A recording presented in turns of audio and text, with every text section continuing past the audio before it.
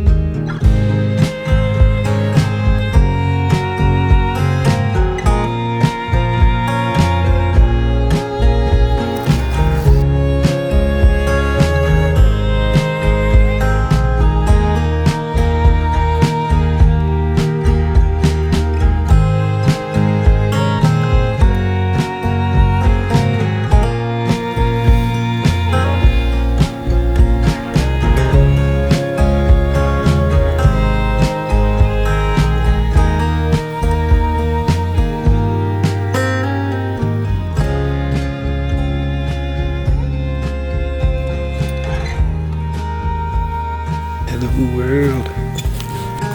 I'm camping in this pretty beautiful forest today. Hey birdie. Pretty cool because I've been kind of in the desert the last few days, and while I love the desert and it's beautiful, I always miss the trees and kind of the mountains. So here I'm in the Dixie National Forest. Pretty beautiful. Over there we've got my neighbor Gary, super nice guy from Tucson. He gave me some cool tips about this area because especially this time of year, I think Zion and Bryce and all these parks, they get really crowded. So kind of gave me some like off the beaten path trails and places to go. He said they had been planning to move out to Fiji to live on a catamaran with a friend, but the boat wasn't in working order or something, so they had to cancel. So they decided to come back out here to beautiful Utah. Pretty much just spent the morning hanging out here. I was in the hammock for a while this morning, just chilling. We got a nice little rainstorm in the afternoon, which was cool. So kind of had to pack everything up and run inside the van. But ultimately now the sun's out. It's a beautiful day. It's really peaceful little forest, honestly. It's not a bad place to kind of hole up. And a really nice thing here, since it's under all this tree cover, it's really cool. Temperature is really nice. Last night was the first night that I actually had to use a blanket this entire trip. My battery died in the middle of recording that. Anyway, I think I'm gonna hang out here for a little while. I'm not in like a huge rush to get to Zion because I'm not gonna get in today. I think they closed the parking lot at like 7:30 or something for the west entrance, or sorry, the east entrance, which I'm trying to get to. So also neighbor Gary hooked me up and said the west entrance opens at 7:30. They don't open the gate until then. Whereas the east like fills up by 7:15, it's completely packed out. So I'm not gonna be able to get into the park today. So I'm not in a huge rush to get to my camping spot over there. There is some really cool BLM land to the east of Zion. So I'm gonna crash there for the night, but probably just hang out here for a little while, play some guitar, enjoy the birds, enjoy the peace of being in a forest and having some shade. And yeah, when the time is right, I'll get on and head out of here and make my way over towards Zion.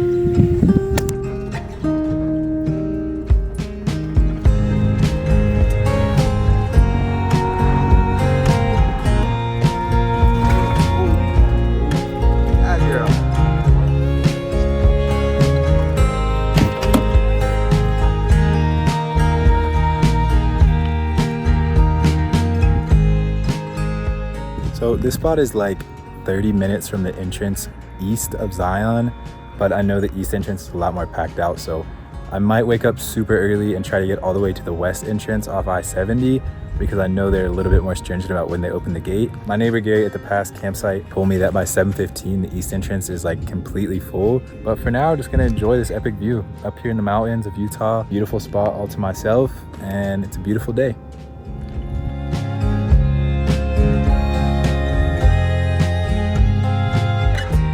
Okay, well, it's 6 a.m. and we're headed to Zion East entrance to see if we can make it in before the parking lot fills up.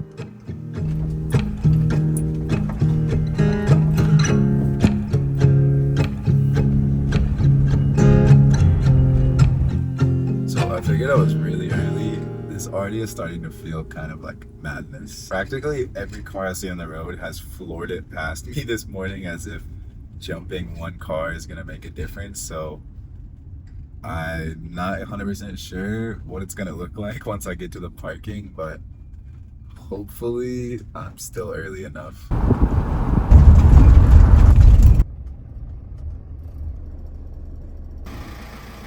Okay, well, it looks like open station is closed. So funny enough, it looked like the visitor center for Zion was closed. So I guess getting here at 6:15 is actually early.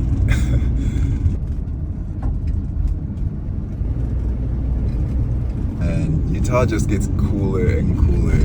It sucks that some of these parks have become so popular that it's such a hassle to get in here, get reservations, but damn, I understand why. I don't even feel like I'm on the same planet driving through here. It's so incredibly cool. Okay, well, about 2 minutes into the drive through Zion, I just about came head on with a mountain goat. I almost said a sheep, but that was certainly not a sheep. Okay, first parking lot is full. That's not a good sign. Oh, it's so dark in here.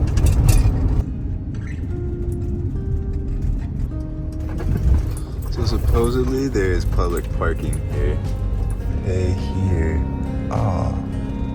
Public parking doesn't appear to be so public.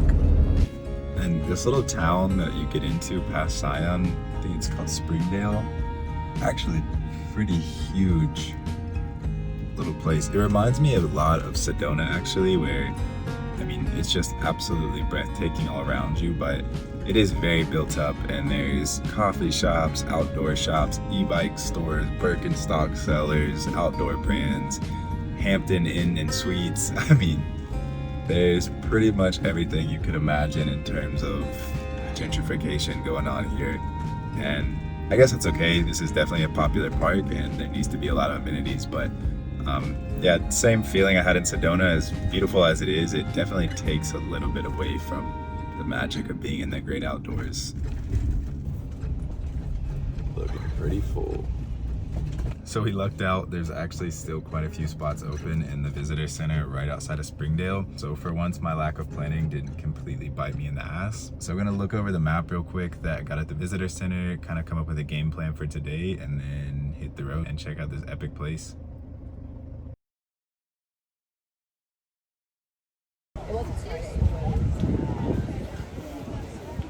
Like he's been sacked.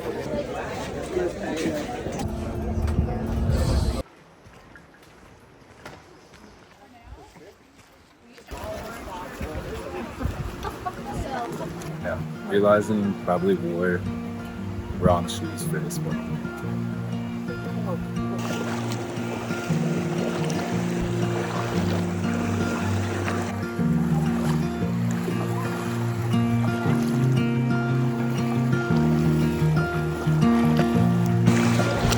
Well, looks like I'll be doing the rest of the hike barefoot. Honestly, not super upset about it.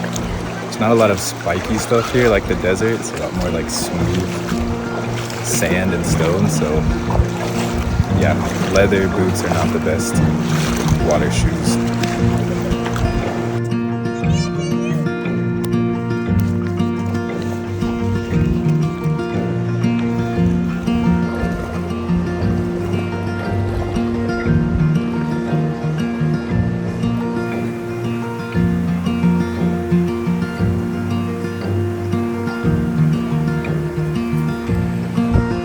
Honestly, not so bad barefoot. I think I actually probably would enjoy it more barefoot.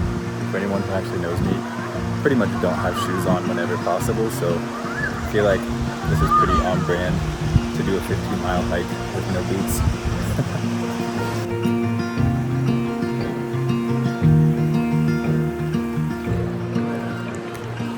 Alright, it's starting to get pretty deep, a little past my waist here.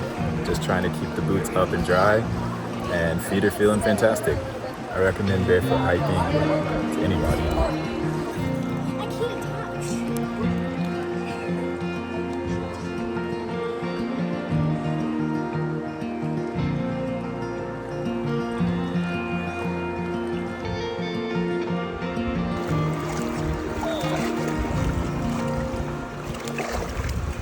Going through the deep pass, I forgot that I had my film camera in the lower part of my pack, and I just checked on it and it's pretty soaking wet, so I really hope it's okay and I didn't lose all my film from the trip so far. That'd be a big bummer.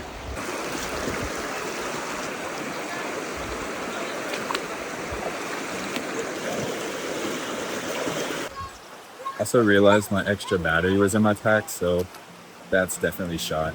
Hopefully what I have in the camera will last me through the day.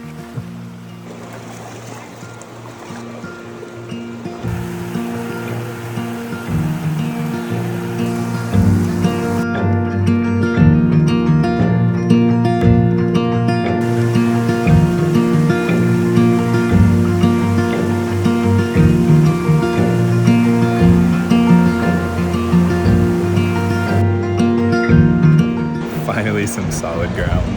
About a third of the way in. Feet are feeling good. A little sore, but starting to get a little crinkled as well, being in the water for so long.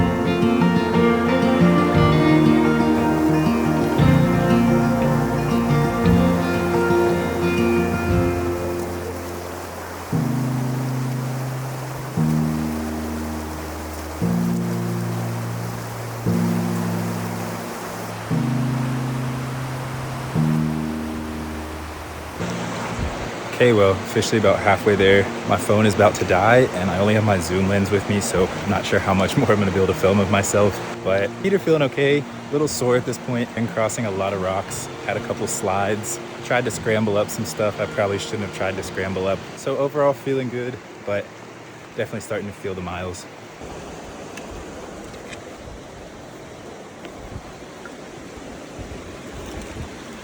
The place just keeps getting cooler and cooler.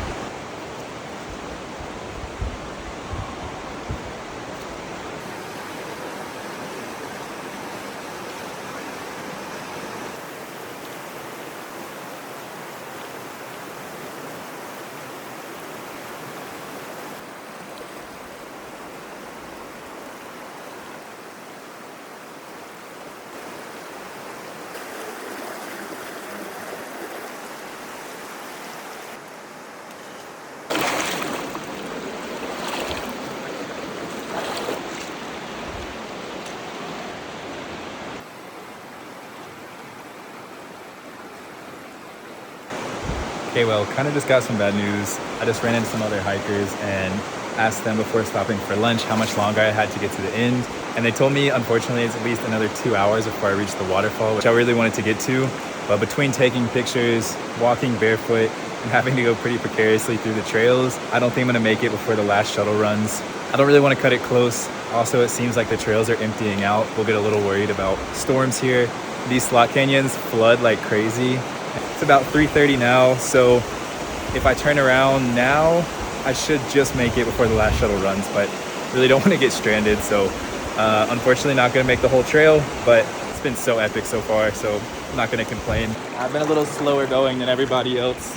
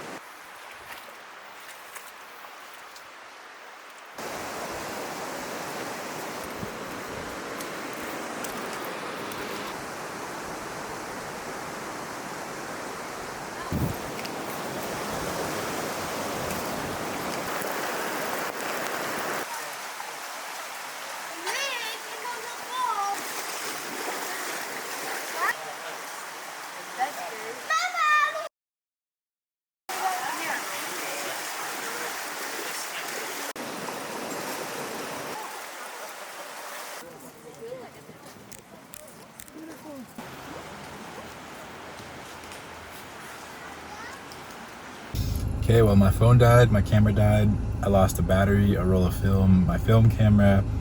Definitely got me a few looks today, but honestly, the feet feel great. Little scraped up, little nicked and bruised here and there, but made it through.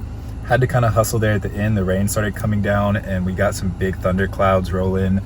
Going through was actually pretty easy. Barefoot wasn't all that bad when I could take my time, but trying to hustle out of there and get out a little quicker pace definitely is where having shoes can help. And having bare feet on pointy rocks going through slippery terrain definitely comes at a bit of a disadvantage. So last day here in Zion, headed out this afternoon, making my way back to San Diego, possibly gonna get there tonight. More or less the end of this segment of the road trip. Super happy. This was such a good trip and a nice change and entering into a new chapter for me. So excited to get back to San Diego. A lot more stuff to come and time to hit the road.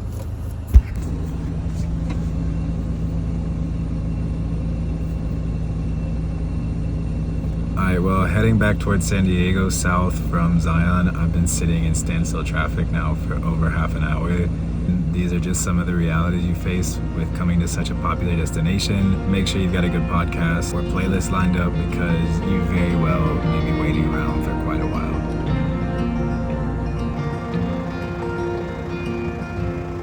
Oh! Alright, we finally started moving.